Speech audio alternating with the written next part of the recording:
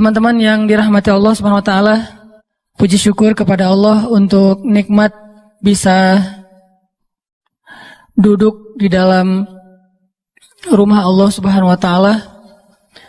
Kita nongkrong sejenak di tempat terbaik, tongkrongan yang insya Allah akan dihitung oleh Allah Subhanahu wa taala seperti orang yang ribat atau orang yang berjihad.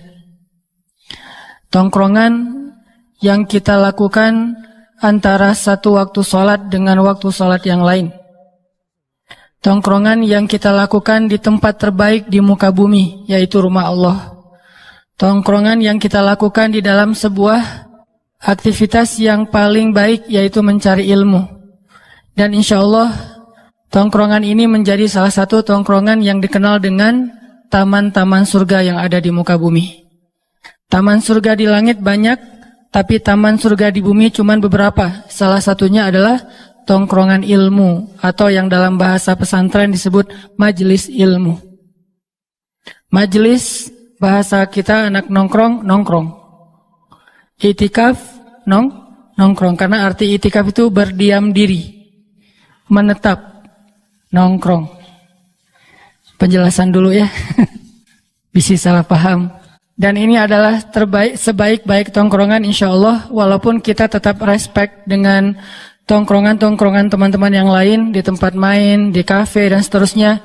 Karena kita punya prinsip no judgment, kita nggak berani menjudge orang lain, walaupun kita melihat secara zahir mungkin yang dia lakukan itu adalah sesuatu yang biasa aja, tapi siapa tahu ada hal yang kita nggak tahu, ternyata dia bernilai pahala di sisi Allah.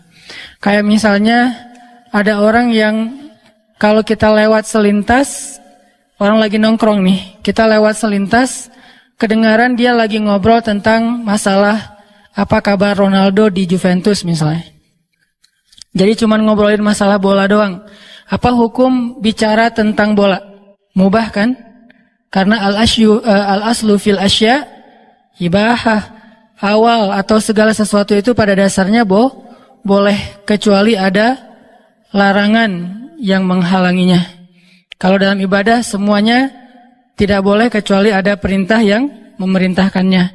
Jadi ngobrol masalah bola boleh, ngobrol masalah kuliner boleh, ngobrol masalah kosmetik boleh, ngobrol masalah olahraga apapun, main komunitas boleh-boleh aja, karena semuanya mubah.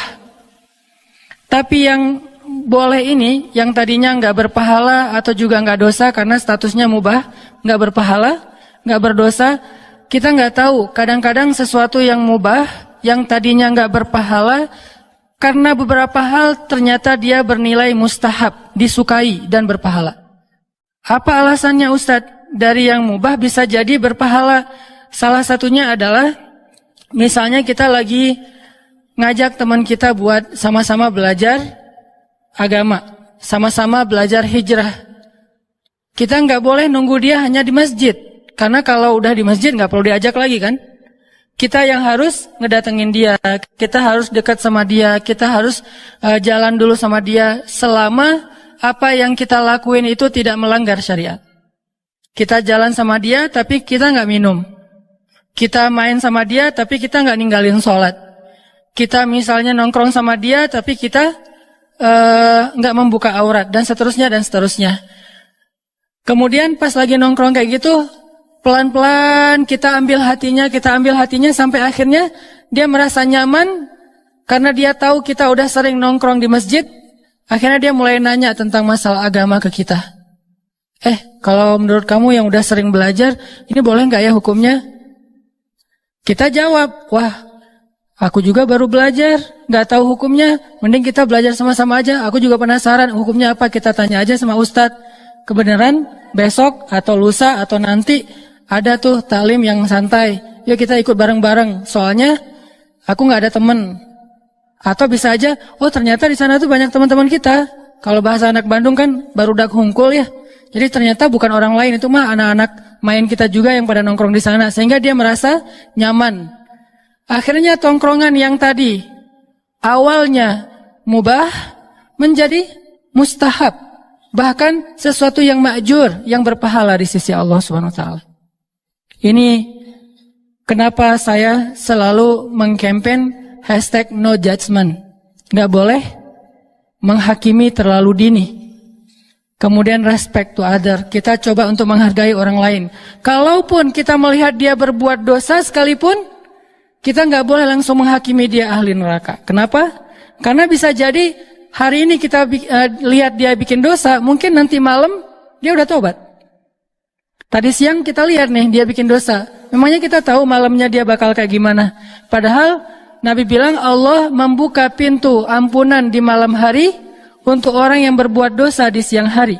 Allah menyediakan ampunan di siang hari untuk orang yang berbuat dosa di malam hari. Jadi setiap hari itu Allah buka pintu ampunannya. Walaupun sebetulnya 24 jam, tapi ini simbol bahwa Allah itu menunggu kita. Siang bikin dosa, Allah tunggu malam untuk taubat. Malam bikin dosa, Allah tunggu siang untuk taubat. Bisa jadi teman yang kita lihat siangnya bikin dosa, malamnya udah taubat. Terus kita yang berburuk sangka, menjudge, menghakimi dia, bisa jadi kita justru menanggung sebuah ucapan yang tidak terjadi pada dia atau tidak layak untuk dia, dan itu dikenal dengan fitnah, atau bahasa lebih tepatnya lagi buhtan, kebohongan, atau juga dikenal dengan ghibah kalau itu benar. Jadi kita nggak bisa menjudge. Jadi tetap walaupun kita meyakini sesuai dengan hadis-hadis Nabi bahwa sebaik-baik tempat di muka bumi adalah masjid, tapi kita tidak membuat gap bahwa kalau kita udah berada di masjid berarti yang di luar masjid itu tidak sebaik-baik tempat. Berarti yang di kafe tidak sebaik-baik tempat. Berarti yang di tempat main tidak sebaik-baik tempat. Seolah-olah itu rugi, hina, tidak berpahala, dosa. Tidak selalu seperti itu. Selalu ada dawabit dalam Islam itu. Arti dawabit kondisional, pengecualian-pengecualian yang bahkan merubah hukum. Karena al-hukmu taduru ma'al illah wujudan wa adaman. Hukum itu tergantung alasannya. Adanya alasan, adanya hukum. Tidak ada alasan, tidak ada hukum. Itu kaidah fikih. Persepsi fikih namanya. Ada hukum fikih, ada persepsi fikih. Persepsi fikih ini kalau di pesantren itu dikenal dengan istilah belajar usul fik. Kaidah-kaidah fikih. Dari usul fik, persepsi fikih, akhirnya lahirlah sebuah produk-produk fikih yang dikenal dengan hukum atau fatwa. Nah, fatwa, hukum tergantung illah. Illah itu alasan. Illah itu penyebab. Illah itu kondisi. Sehingga menjadikan sesuatu itu halal ataupun haram. Bahkan kadang sesuatu yang haram berubah statusnya menjadi boleh, bukan halal tapi boleh dalam kondisi tertentu. Kenapa? Karena ad-darurah tubihul mahzurah. Sesuatu yang darurat bahkan kadang membolehkan yang tidak boleh. Jadi yang haram menjadi mubah, bukan menjadi sunnah ya. Karena kalau sunnah kan harusnya banyak ya. Kayak misalnya yang haram tuh sebutlah daging ataupun hewan yang diharamkan dalam Islam.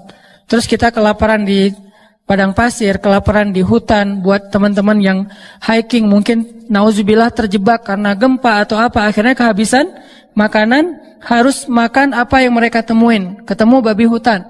Udah berburu yang lain gak nemu, akhirnya cuman itu yang mereka dapat dan mereka dalam kondisi yang hampir mati. Akhirnya mereka potong tuh babi, mereka makan untuk hanya mengganjal tubuh perut mereka supaya nggak lapar dan mati. Itu namanya boleh. Tapi kalau yang namanya sunnah, makan sebanyak-banyaknya. Makin banyak, makin berpahala. Jadi bukan sunnah hukumnya, tetap aja boleh doang dalam kondisi tertentu. Jadi kita lihat alasannya. Sama kayak misalnya gini teman-teman. Kita lagi ngobrol sama teman-teman ya. Bisa di grup, WA, Telegram, atau kita lagi kayak ketemuan, kopdar gitu. Lagi ngobrol kopdar gitu, tiba-tiba ada salah satu teman kita mulai mancing atau dia spontan keceplosan ngomongin aib temannya yang lain. Apa istilahnya? Gibah. Dia spontan ngegibah, ngomongin tentang temannya, aib yang ada pada diri temannya yang kalau dia dengar dia bakalan malu. Itu namanya gibah. Dan terus kan tugas kita adalah unsur akhaka zaliman au mazlum. Tolonglah saudaramu yang zalim atau yang terzalimi. Menolong yang terzalimi maklum kata sahabat. Tapi menolong yang menzalimi gimana ya Rasul? Hindarkan dia dari perbuatan zalim, perkataan zalim. Itu cara nolong orang yang zalim. Nah, ketika kita ngelihat ada teman kita ngobrolin teman yang lain tentang aib-aibnya, kan tugas kita adalah apa? Nolong dia kan? Bukan hanya bahasa, saya lebih coba untuk memakai istilah nolong dia daripada mencegah kemungkaran. Karena mencegah kemungkaran ini ada kondisi tertentu. Kita nolong dia, unsur akhaka, karena saudara kita sendiri. Zaliman au mazlum. Tolonglah saudaramu yang menzolimi atau yang terzolimi. Nah, dia sekarang dalam status ngezolimin, yaitu ngebicarain aib temannya. Terus gimana cara kita nolong? Cegah dia dari bicara aib orang lain kan ya? Cara mencegahnya gimana? Cara mencegahnya banyak. Salah satunya dengan kita sampaikan, oh itu gibah nggak boleh. Cuman kadang-kadang ada orang yang ketika di ngomongin kayak gitu, sebetulnya dia udah tahu. Cuman enak aja kan ngomongin aib orang lain tuh kadang-kadang rasanya kayak renyah-renyah gurih gitu kan. Jadi kayak apa? Yalah kayak kita makan cemilan apa yang kesukaan kita, ditambahin sambal, ditambahin kerupuk, ditambahin apa, kalau perlu masih kurang tambahin cengek potong gitu biar lebih enak gitu kan. Itu kayak makan mie instan banget kasih cengek. Itu ngomongin orang lain. Sehingga kayak enak gitu walaupun kita tahu ini nggak sehat loh, tapi makan juga kan. Ini nggak bagus loh, apalagi kalau perut kosong makan mie instan kasih cengek lagi. Kalau perlu tambahin, kayaknya kurang nih pecinnya, tambah 1 sendok lagi gitu kan ya. Kita tahu bahwa pecin itu nggak bagus buat kita, bahwa mie instan ini kalau kebanyakan atau bahkan sedikit aja buat orang-orang tertentu nggak bagus, bahwa ada pengawet nggak bagus dan seterusnya. Kenapa kita tetap makan? Karena emang enak. Kadang-kadang kita kayak pura-pura lupa. Lo makan mie instan terakhir kapan? Udah sebulan yang lalu deh. Perasaan baru kemarin gitu ya. Jadi kayak lupa udah sebulan yang lalu. Gitu juga dengan membicarakan aib temennya. Kita tahu itu nggak boleh. Kita tahu itu nggak bagus. Tapi rasanya tuh kayak gimana gitu. Rasanya kalau tongkrongan kita nggak ada obrolan tentang itu, kayak garing gitu. Kayak hambar. Sehingga kita tambahin ucapan-ucapan, obrolan-obrolan tentang aib orang lain. Dan itu bikin suasana renyah. Jadi kayak nyambung, kayak tektokan gitu antara kita sama teman segeng. Nah, gimana caranya? Kadang-kadang kita sebutin ayat juga, dia udah tahu ayatnya. Lo mau ngomong surat Al-Hujurat kan? Oh iya, gue udah hafal. Terus ngomongin hadis, dia udah sering dengar nasihat. Caranya kadang, walaupun ayat dan hadis itu pastinya udah paling ideal lah ya. Tapi ada kondisi kadang yang paling efektif, justru kita ganti topik yang lain. Topik apa? Topik yang dia suka. Kadang dia sukanya tentang masalah olahraga, kadang dia sukanya masalah main, kadang dia sukanya masalah kuliner, kadang dia sukanya masalah entertain atau apapun lah ya. Selama itu tidak melanggar syariat, justru sesuatu obrolan yang tadinya hukumnya mubah doang, nggak berpahala, nggak dosa, tapi dengan konteks pengen mengalihkan orang dari gibah, malah menjadi sesuatu yang berpahala. Apakah kita tahu? Kan kita nggak tahu. Makanya tidak boleh kita menjudge orang lain hanya dengan sekilas tanpa tahu detailnya. Nggak bisa. Apalagi menjudge sejarah. Karena sejarah kita tidak hadir pada masa itu. Banyak para tabi'in yang keliru terhadap pemahaman sejarah karena mereka tidak hadir waktu itu. Contohnya, dulu ada generasi tabi'in yang keliru terhadap satu ayat. Ayatnya berbunyi, wala tulqu biaidikum ilat tahlukah. Janganlah kalian mencelakai diri kalian sendiri. Jadi dalam sebuah peperangan, kaum muslimin terdesak, lalu mereka dikepung oleh musuh. Akhirnya seorang laki-laki tabi'in berdiri dan mengatakan, wahai kaum muslimin, Allah berfirman, tahliku biaidikum wala tulqu biaidikum ila tahlukah. Janganlah kalian mencederai diri kalian sendiri, melukai diri kalian sendiri, membinasakan diri kalian sendiri. Mending kalian pulang aja, mundur, lari daripada kalian binasa oleh musuh. Dia pakai ayat wala tulqu biaidikum ila tahlukah. Niatnya baik supaya kaum muslimin terhindar dari dihancurkan oleh musuh. Akhirnya seorang laki-laki sahabat berdiri dan mendorong dia, mengatakan, pemahaman kamu salah, kata dia. Pemahaman kamu salah. Kalau bahasa Ali bin Abi Thalib itu kalimatul haq urida bihal batil. Kalimatnya benar, tapi tafsirannya yang keliru. Hadisnya sahih, tapi syarahnya dhaif. Jadi bukan hadisnya dhaif, hadisnya sahih, tapi pemahamannya dhaif. Sehingga seorang sahabat berdiri mengatakan, buruk sekali pemahaman kamu, keliru pemahaman kamu. Demi Allah, ayat itu turun kepada kami, dan waktu itu saya masih hadir di antara sahabat-sahabat yang lain. Ayat itu turun ketika kami mulai menjual senjata kami. Ayat itu turun ketika kami tidak mau lagi berinfak fisabilillah. Karena kami menganggap umat Islam sudah banyak. Jadi kalau kami tidak berinfak juga, masih banyak yang mau berinfak yang lainnya. Kalau kami jual senjata, yang lain bisa mengangkat senjata. Jadi kami pikir sudah tidak ada lagi kewajiban kami untuk membela agama dan negara. Karena kaum muslimin sudah banyak. Turunlah ayat, wala tulqu biaidikum ilat tahlukah. Janganlah kalian membinasakan diri kalian sendiri. Artinya, gara-gara berhenti berjihad, kalian binasa. Itu maksudnya. Kebalikan dari pemahaman tabi'in ya. Kok bisa? Karena tabi'in tidak hadir ketika ayat itu turun. Sahabat hadir ketika ayat itu turun. Nah, inilah pentingnya membaca tafsir, membaca asbabun nuzul, membaca sirah nabawiyah. Kalau perlu teman-teman kalau baca sirah, jangan yang tipis-tipis. Baca yang tebal. Kenapa? Dalam sirah tebal itu banyak adegan detail. Yang saya suka share, yang mungkin teman-teman sebagian menganggap itu kok belum pernah dengar, itu karena bacanya yang tebal-tebal. Biasanya suka ada adegan-adegan kecil, saya suka dengan adegan, karena emang dulu dari kecil saya senang dengan sastra, dengan bikin skenario, bikin cerita, bikin penokohan fiksi, segala macam. Akhirnya tertarik dengan adegan-adegan kecil, oh ternyata dari adegan kecil itu kita jadi tahu hal-hal yang luar biasa dari sirah Rasulullah Sallallahu Alaihi Wasallam. Jadi intinya, nggak bisa kita menjudge orang yang hadir, apalagi menjudge orang yang gaib. Orang yang hadir artinya yang kita lihat dia berbuat dosa aja nggak bisa dijudge. Siapa tahu dia udah tobat, atau siapa tahu kita salah lihat. Siapa tahu yang dia lakukan bukan dosa, yang dia lakukan bukan sia-sia. Sehingga tetap teman-teman kita duduk di masjid, tapi kita respect sama teman-teman kita di luar masjid. Kita hadir di ta'lim, tapi kita respect dengan teman-teman kita yang lagi main, yang lagi di jalan, yang lagi di mall. Karena Islam itu fair.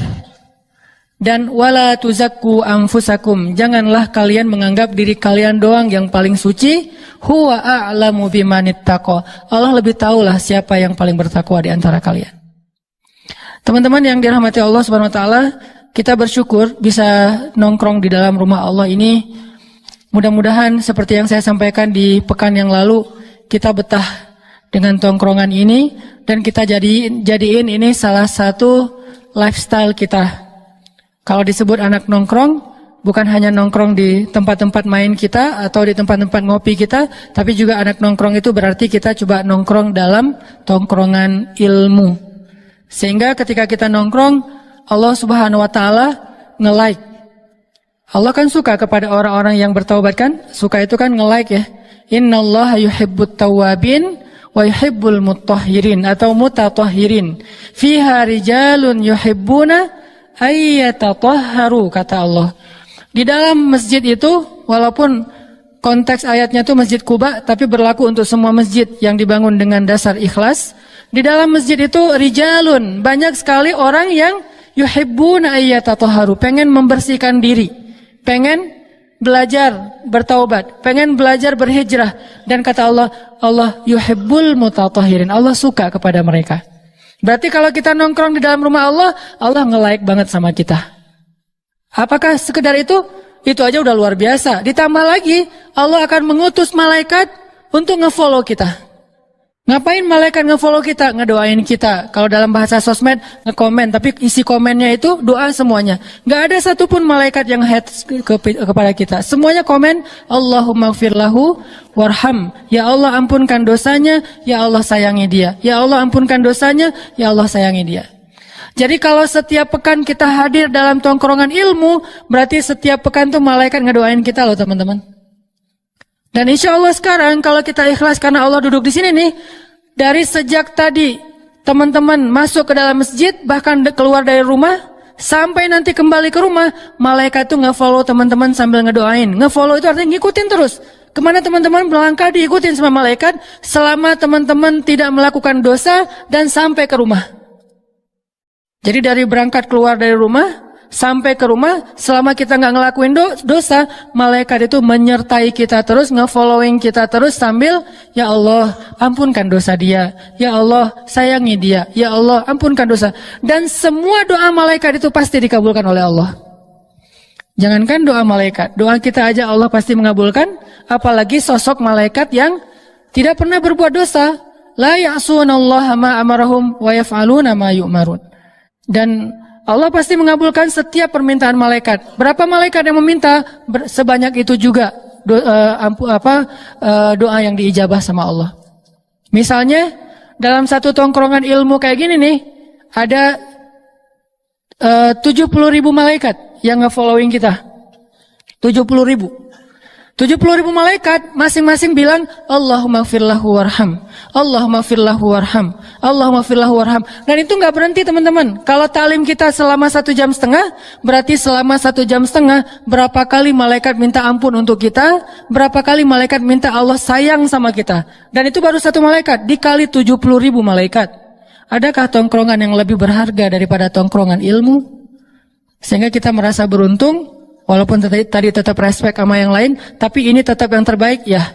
Kita beruntung berada di sini ya. Bukan kita hebat, Allah yang maha baik memilih kita untuk bisa nongkrong di rumahnya dan nongkrong di dalam majelis ilmu agamanya.